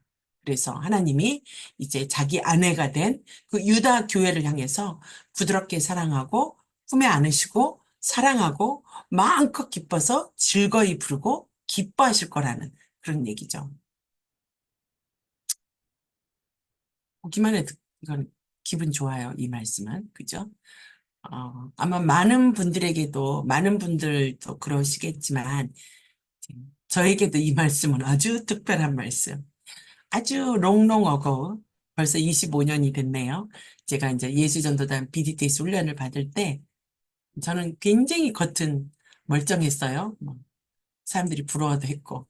근데 늘 내면은 모래바람이 버석거렸어요. 늘 우울했고 답답했고 때때로는 죽고 싶었고. 그러던 제가 누가 이제 이 훈련을 권해서 제가 BDTS 훈련을 받았고 받고 있는 그 어느 날 아침에 예배를 드리는데 어, 찬양 인도자가 이 찬양을 하기 시작했습니다.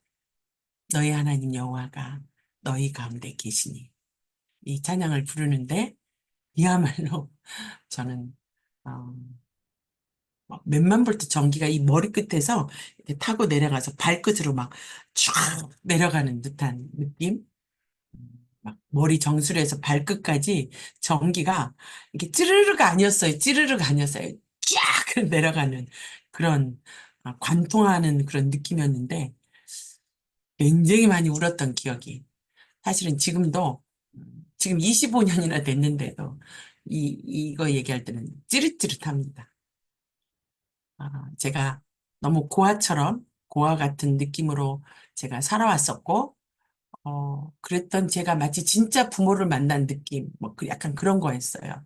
사실, 교회를 다녔지만, 하나님이 너무 저에게 막연했고, 좀 무서웠고, 그리고 내가 막 너무 애써서 믿어야 했던 그런 그런 하나님이었는데, 이 찬양을 하면서, 부르면서, 하나님이 나를 사랑하시고, 안쓰러워하시고, 안타까워하시고, 심지어는 기뻐하신다고. 저도 제가 안 기쁜데, 기뻐하신다는 그 하나님의 눈하고 제가 최초로 만난 날이었습니다. 그래서 스바냐를 한다고 했던 것 같습니다. 제가 이 3장 17절 때문에. 많은 분들이 이 3장 17절에 대해서 많은 스토리가 있지 않습니까? 간증이 있을 거라고 저는 믿습니다. 네, 단순히 가사가 좋고 단순히 음률이 좋아서가 아니라 저는 이 말씀에 역사하시는 이 말씀에 기름 부으시는 이 말씀을 실제가 되게 하시는 하나님의 사랑을 저는 믿고 또 여러분들도 그 사랑을 경험하셨을 테고 경험하시기를 축복합니다. 어, 이 너를 잠잠히 사랑하신다는 그 너를 잠잠히 사랑하신다는 것이 이렇게 굉장히 번역이 다양해서 제가 한번 갖고 와봤습니다. 어, 새 번역 보실래요? 너무 재밌지 않습니까? 하나님이 네 안에 계시는데 너를 보고 기뻐서 이거 어른들 많이 쓰는 용어 아닙니까? 반색하시고 사랑도 새삼스러워라. 이런 시적인 용어를. 명절이라도 된 듯 기쁘게 더덩실 춤을 추시리라. 이건 시인이 번역하셨나 봐. 공동 번역은요? 사랑으로 새롭게 해주신다. 약간 독특하게 번역했어요. 새롭게 해주신다. 현대어 성경은요, 진짜 잘하신 것 같아. 여호와께서 네 가운데로 오셔서 사신다. 그분은 너를 보고 큰 기쁨을 느끼고 즐거워하시고 자신의 사랑으로 너를 새롭게 하실 건데 그가 너를 맞이해서 환호성을 올리고 기뻐 뛰시는 모습이 마치 명절 잔치 때도 같다 하고 소리 질러야 될 것 같아. 약간 그런 분위기 아닙니까? NIV는 He will quiet you with his love 해가지고요. 이거를 어떤 분들은 그의 사랑 안에서 그의 사랑을 가지고 우리를 보고 잠잠히 바라보신다 이렇게 해석하기도 하고요. 어떤 이는요. 그의 사랑 안에서 너를 잠잠케 할 거다 이렇게 번역하기도 합니다. 그때 이 화이트는 안식을 한 느낌, 안식. 그래서 실제 KJV 보면요. rest, he will rest, 여기죠, 그죠? he will rest in his love라고 돼 있지 않습니까? 이렇게 해석도 합니다. 뭐, 어쨌거나, 하나님이 남은 자들을 향해서, 아니, 지금 저와 여러분들을 향해서 이렇게 덩실덩실 춤을 추시면서 노래하면서 기뻐하시면서 마치 목젖이 보이도록 깔깔깔 웃으시는 것처럼 그렇게 하신다는 거죠. 우리는 우리도 잘 사랑 안 하는데 하나님이 우리 안에 계시면서 이렇게 하신다는 거죠. 그래서 이 스바냐 3장 17절을 구약의 요한복음 3장 16절이라고 합니다. 하나님이 세상을 이처럼 사랑하사 독생자를 주셨으니 이는 그를 믿는 자마다 멸망하지 않고 영생을 얻게 하려 하심이라. 누구를? 남은 자들을.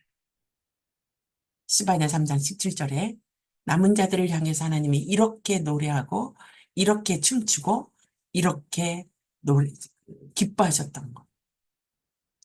요한복음 3장 16절, 스바냐 3장 17절. 하나님이 우리를 향한 하나님의 사랑의 창가입니다. 우리가 하나님을 향해서 부르는 게 아니라 하나님이 우리를 향해서 세레나데 하시는 거라면 사랑의 창가를 부르신다니까요.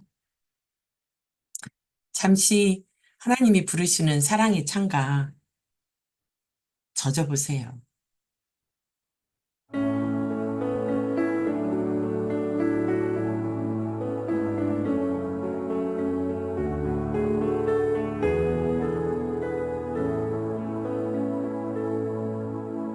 너의 하나님 여호와가 너의 가운데 계시니 그는 구원을 베푸실 전능자시라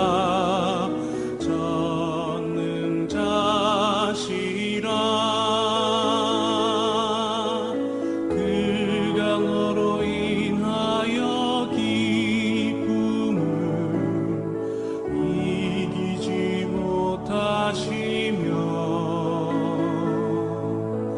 너를 잠잠히 사랑하시리라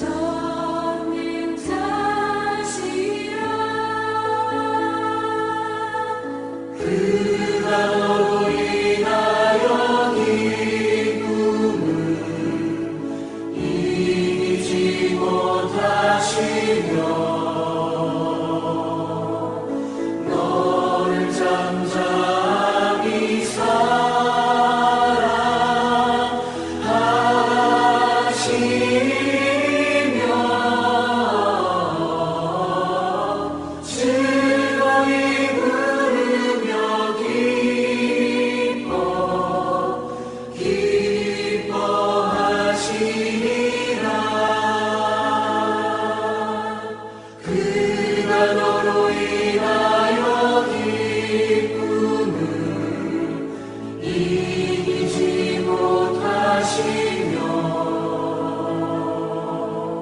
너를 잠잠히 사랑하시며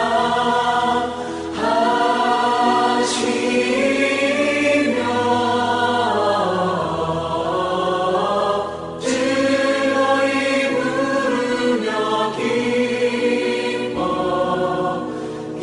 기뻐하시리라. 즐거이 부르며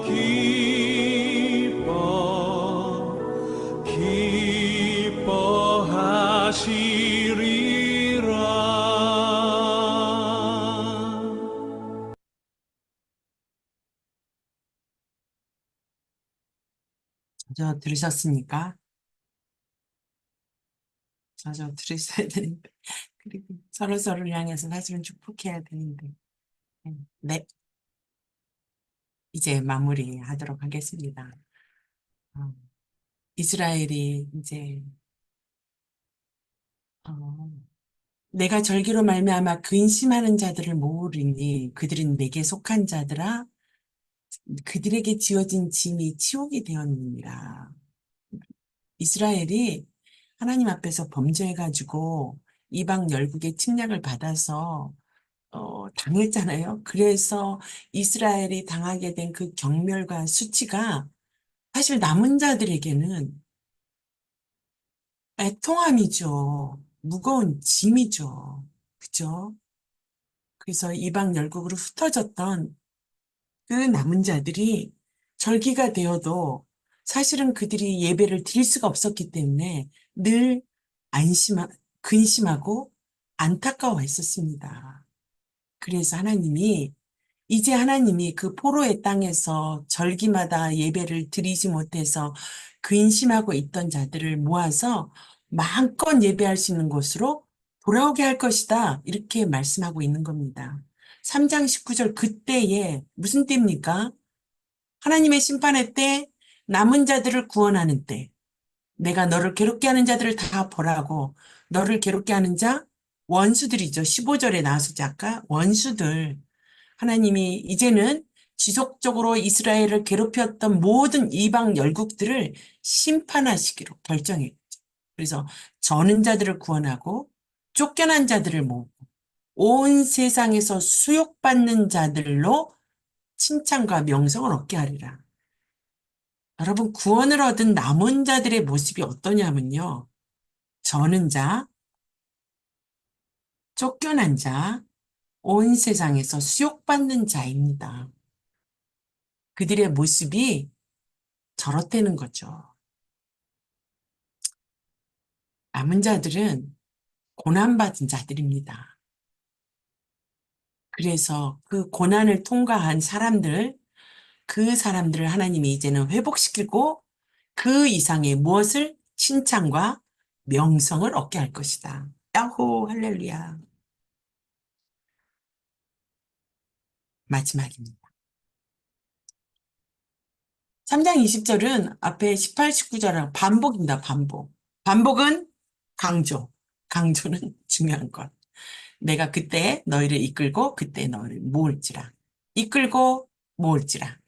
이방 열국에서 조국 이스라엘이 당한 치욕을 애통해하며 절기 축제에 참여하지 못해서 안타까워하던 자들이 하나님의 이끄심, 모으심을 통해서 다시 하나님의 성산으로 돌아오게 되는 것을 시사하는 거죠. 그래서 너희 사로잡힘을 돌이킬 때 2장 7절에도 나왔었는데 기억하십니까? 이는 그들의 하나님 여호와가 그들을 보살피사 그들이 사로잡힘을 돌이킬 것이라. 반복입니다. 남은 자들이 이방 열국의 포로 생활에서 하나님께로 돌아오게 될 것이다. 그런데 그것이 어떻게 된다고요? 너희 목전에서, 즉 너희 멀지 않은 미래에 너희들이 보는 가운데서 성취될 것이다. 그리고 남은 자들이 돌아올 때는 포로 생활 동안에 당한 수욕과는 비교할 수 없는 무엇을? 명성과 칭찬을 얻게 하리라. 명성과 칭찬을 얻게 하리라. 누가요? 나 여호와의 말이니라. 나 여호와의 말이니라. 이제까지 언급된 남은 자들에 대한 회복의 약속들을 하나님이 반드시 성취하실 것을 어떻게 하면 보증수표죠. 이건 보증수표. 나 여호와의 말이니라. 그죠? 그래서 남은 자들의 회복, 남은 자들의 구원, 그들의 영광된 그 변화에 대해서 반드시 성취될 것에 대한 하나님의 보증수표. 나 여호와의 말이니라. 해피엔딩으로 끝났죠. 1장 처음에 시작할 때 전멸, 멸절 막 이렇게 막 그리고 막 온 세계 뭐 끝장낼 거야 막 이렇게 시작했는데 이제 3장을 마무리하면서는 온전한 회복, 구원, 영광, 명성, 칭찬 이렇게 예, 완전 해피엔딩으로 끝납니다. 스바냐가. 실제 스바냐 선지자가 1장에서 하나님의 의지를 이렇게 표현했거든요. I will sweep, I will sweep, I will sweep, I will stretch out, I will cut up, I will punish, I will punish, I will search. will이라는 단어를 8번이나 썼습니다. 여러분, will 아시죠? 성문 종합 영어. 의지와 관련된 미래 시제에 쓰는 조동사. 하나님의 강력한 의지를 심판에 대한 의지를 저렇게 표현했었던 스바냐가 이제 마지막에 3장에 와서 똑같은 방식으로 그런데 반전해서 I will remove 없애줄 것이다. I will, I will, I will, I will, I will 7번에 걸쳐서 내가 모을 것이다. 너를 괴롭게 하는 자를 벌할 것이다. 명성과 칭찬을 얻게 하리라. 하나님의 의지를 나타냅니다. 여러분 하나님이 변덕이십니까? 변덕스러운 하나님이십니까? 언제는 막 멸절할 거야, 직멸할 거야 하더니 이제는 I will give you honor and praise, 칭찬과 명성을 얻게 할 거야. 이거 회복과 영광을 약속하시는 게 히트퍼트 하신 겁니까? 아니죠. 이것이 무엇입니까? 하나님의 속례이고 이것이 하나님의 성품이신 것이죠. 저는 스바냐를 마무리하면서 여러분들과 이 그림을 나누고 싶습니다. 렘브란트의 탕자의 기한입니다. 렘브란트는 말년에 자아성처럼 자신을 탕자로 표현한 그림입니다. 렘브란트는 너무 불행한 말년을 보냈습니다.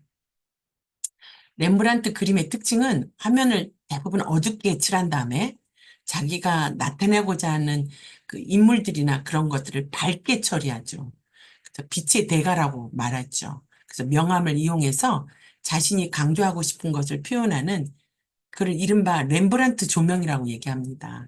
그렇게 한 것입니다.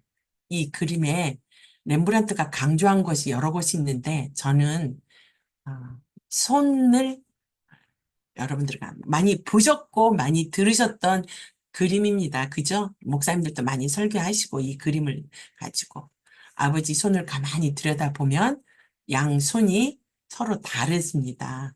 오른손은 부드러운 여자 손, 왼손은 거친 남성의 손. 어머니, 아버지의 사랑, 즉 모성, 부성.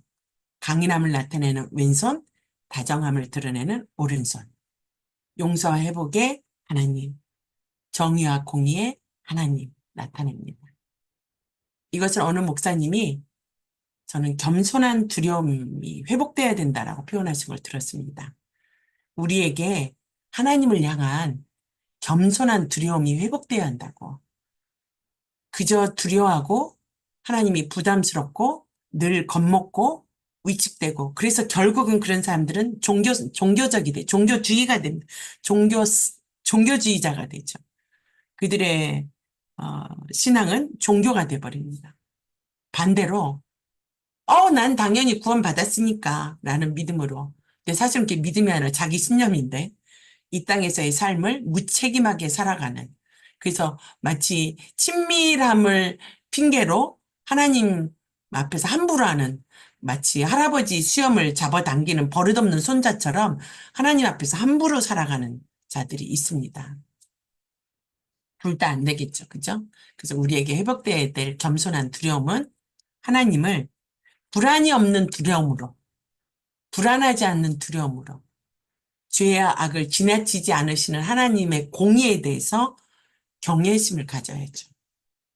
동시에 그 위대하고 어미하신 하나님이 우리를, 나를 사랑하신다는 사실, 사랑하기 때문에 경고하시고 타이르시고 기다려주시죠.